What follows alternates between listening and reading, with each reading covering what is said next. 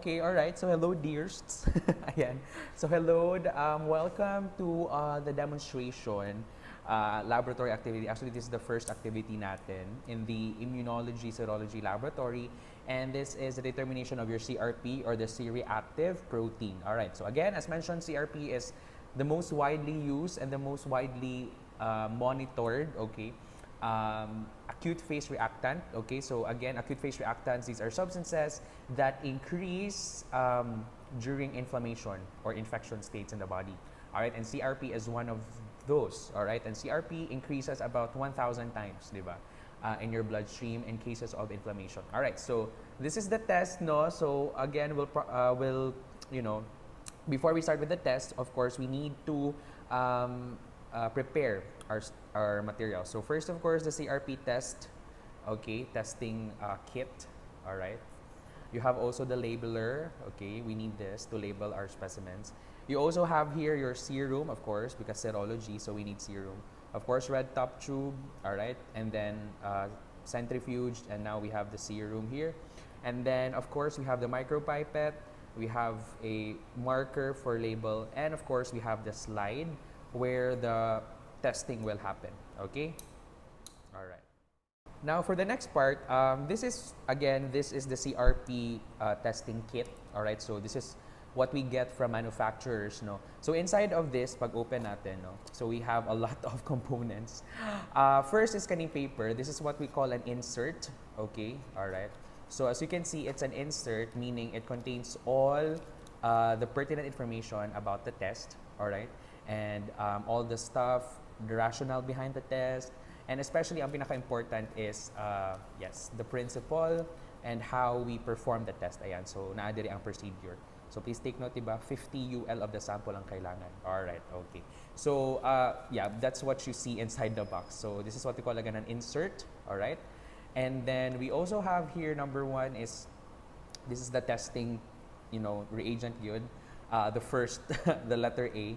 So, muna siya ang mo react good with the sample, alright? And then, of course, your test, as any test, it should contain your positive control, alright? And of course, the negative control. Ayan, control negative, okay.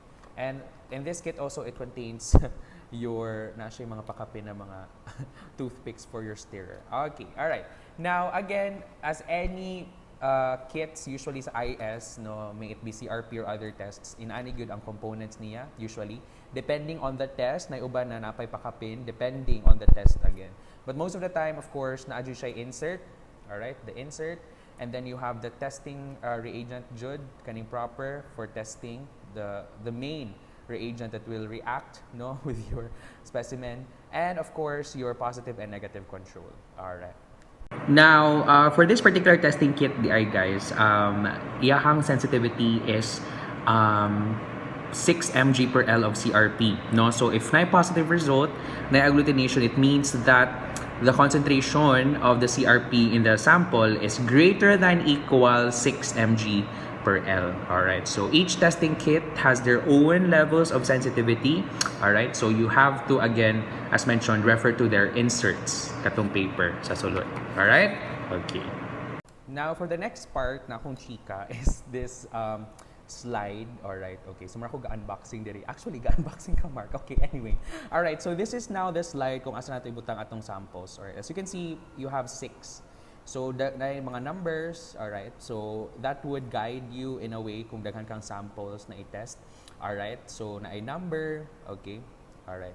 But for this test, CRP, since tuluman ang need, you have the sample, the positive and negative control, then we'll just label, okay, pwede na siya i-label, alright, again, using the labeler, okay, so ako sa siyang i-label, alright.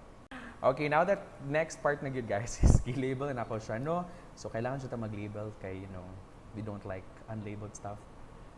Alright, so pwede siya bisag unsag yun. Usually, muna akong pag-label. Sa tunga ang sample, then pwede left or right ang positive or negative control. So, tunga ang sample, and then you have the positive control and the negative control. So that, kung say reaction sa sample, compare mo siya kung asa siya sa positive control ba or negative control.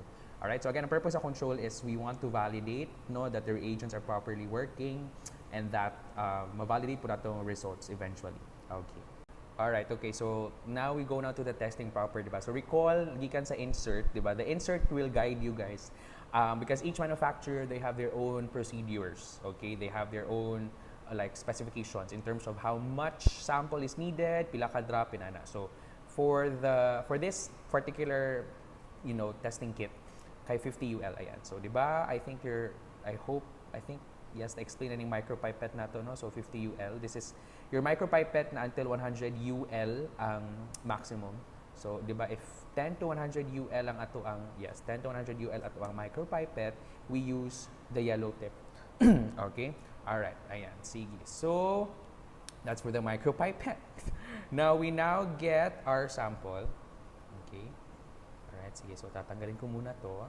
Sige, guys. Wait lang. Sorry naman. Okay. The parafilm. And then, of course, di ba, pag you aspirate, only one, okay? You press it once, and then once na naka sa sample, you release. Okay? Alright, sige. So, example, you have the serum here. Okay? So, before pa na ako gibutang siya sa tube, guys, ako na siyang gi-press. Okay? So, press, and then aspirate. Ayan. So, that's equivalent na to 50 UL. Alright? This value here. Okay? And then return the specimen. Okay, next is we dispense the sample, no? So, of course, the sample na ring. So, always make sure that you wipe this, ha? So, gi-wipe na nako siya para wala yung mga external fluid na ma-appear. So, we then dispense. Now, for dispensing, guys, you then click this twice. Okay? Alright, all the way down. Okay. Sige. So, again, dispense. Usually, magbutang ko og dirira sa other circle the sample. Ayan. Okay. Alright. So, that's it for the sample. Okay. And then, of course, you then put your used tip sa ato ang basin na naay disinfectant. Okay, by clicking this. Kaning yellow. Okay? So, as you can see, dili makita ang yellow. Ayan, yellow. Pag-click na ko, ana. Okay? Okay, medyo, ayan. So, natanggal na siya. Alright, okay. So, ayan. Okay, next is we then put the control. Alright, so of course, the red is the positive, then blue is the negative. Okay. So, 1 drop lang, yes, according to the insert. So, always, so vertical, guys, ha, then 1 drop. Okay. And then, of course, another for the negative control.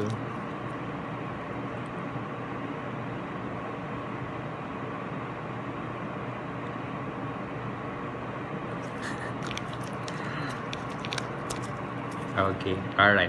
Now, next is the test reagent. Okay. So, all of the circles, lalagyan natin ng 1 drop. Wow, Tagalog ka, Mark. 1 drop. Ay, sorry, na-mix. 1 drop. And the next one is 1 drop. Alright. Okay. Ayan.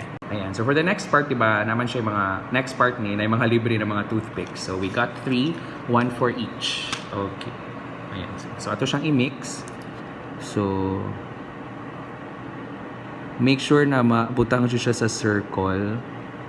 Okay, so like you're like mixing inside the circle. Ano, para mo ga-color og circle. Ayan. And then next for the positive, for the sample. And mura mo ga-ano og circle, guys. Diba? Alright. And then lastly, for the positive control,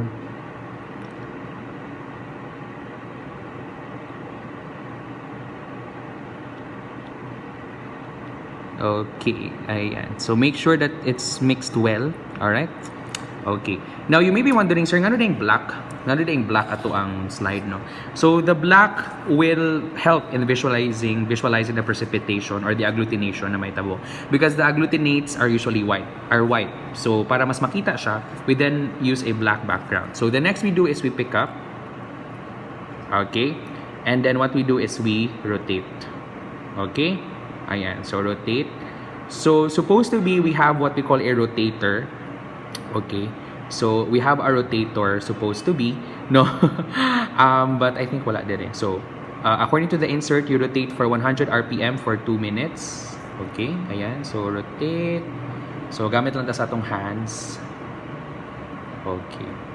So as you can see, diba, wala na po siya na nigawa sa circle. It's because murag na ay na siya harang kanang red na line. So muna di siya magawas. Okay, so that's 2 minutes. Then after 2 minutes, we read within 1 minute. So as you can see, the positive control, pwede rin sa positive control, therefore dapat positive siya. And the negative control dapat walay agglutination. So again, this is reverse passive agglutination ato ang principle. So the positive result is agglutination and the negative is no agglutination. So based on this result, no, as you can see, the sample is a homogeneous solution, so walay agglutination. Therefore, the patient is negative for your CRP. Okay, ayan. So that's it. Okay. Now, this slide, guys, is reusable. So what we do lang here is we wash this properly with distilled water and all that para mawala itong mga reagents and all. Okay? And yeah, and make sure that when you dispense, no, kani ato ang mga ano, make sure that it was vertical and that the tip doesn't touch the slide para dili ma-contaminate. Okay? Katong sa tips ganina sa sample, medyo na-touch siya. So, sorry naman, apologies. But make sure lang yun na dili siya ma-touch. Alright? So, this is the determination of your CRP, guys. Okay. Alright. So, rotate good ha? Rotate good. Okay, rotate. Ayan. Ayan. Okay. Alright, so that's it for your CRP determination using reverse passive agglutination and our testing kits. Okay.